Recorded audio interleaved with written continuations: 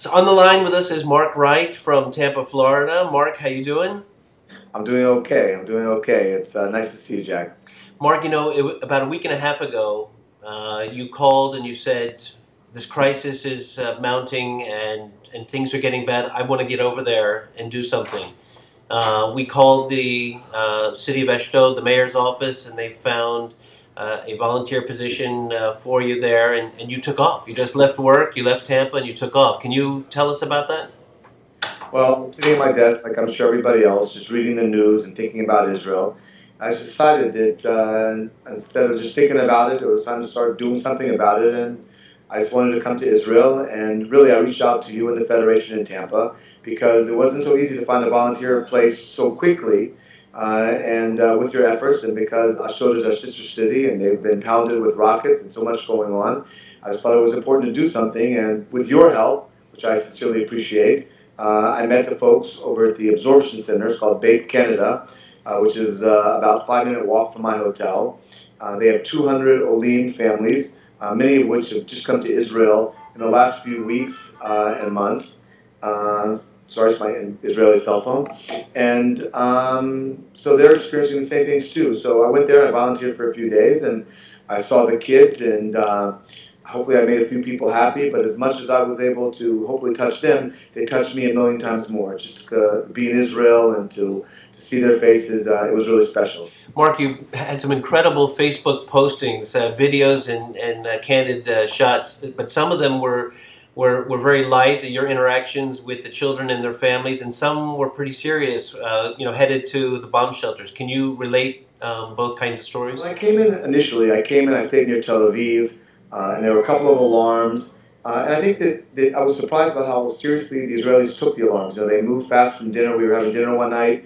The alarm went off, and everybody really moved. The first time there was an alarm, I was in my friend's house in a neighborhood near Tel Aviv. I just got out of the shower. I jumped out, and I went to the shelter. Friends who were older, and then all of a sudden, like this beautiful 25-year-old Yemenite Jewish woman from upstairs was there in my towel, and I was like, so it seemed a little bit lighter. But then I went to a restaurant. I saw how more Israelis dealt with it, and I think really what hit home is that when I came to Ashdod, and it was all of the time. I've been in the bomb shelter 3 or 4 times just today alone. Many rockets were fired at Ashdod today. It's amazing how the hotels are empty, the roads now are empty. And it's crazy to think that I could walk 5 minutes from my hotel to Bay Canada, and I'm worried about, is there a wall that I could find when the sirens go off? Do I lie in the prone position near the wall or in the field? And it's amazing to think that this is what they're living with every day.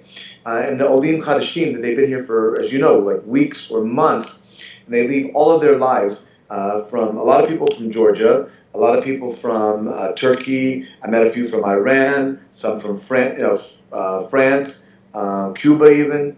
And then all of a sudden, they're living in a world where they have to protect their children and run down 2 or 3 flights of stairs into the bomb shelter. And what's amazing is the mothers are still sleeping with, for the last week, are sleeping with their children in the bomb shelters every night. It's unbelievable. One of your postings was of a very precocious South African young girl, and she was going around interviewing the other children. What's your sense regarding the children and the crises? Is there real fear, or how they handle it? Well, it seems to me that they've been stuck inside for a week. To be able to go outside today, after the bombing and after we had ice cream, we went outside to play soccer outside. And it was amazing how concerned they were to literally let us out of the door, 10 seconds to the front door. It was unbelievable. And I think that the children are concerned. The older ones, I think, understand more of what's going on than the younger ones. I think the younger ones are just scared because of the alarm. They see their parents running, and I think that they're just nervous. But the older ones, they talk about Hamas, and they talk about Israel, and they talk about Am Yisrael Chai, and I think that they have some sense of what's really going on. And the one you talked about, she's been in the absorption center for a year, so she speaks Hebrew. She's from Johannesburg, so obviously she speaks English. She speaks a little Turkish to the children. So that is correct. She was amazing, and she hugged me so tight today that like tears just came to my eyes because, again, the parents keep saying, kol hakavod, toda rabah, thank you for coming.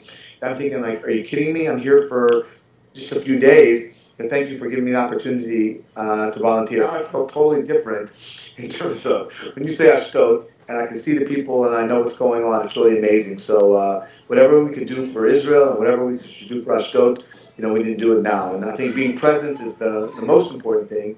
And of course, supporting our federation and supporting whatever special initiatives that we have got going on. I think it's very important. I know that I'm going to do it as soon as I get home. We'll have a lunch, and I'm sure we'll sit somewhere where the last thing on our minds is having to leave our lunch to go to the shelter, But maybe just being here and I can share a little bit is something special, at least very special for me.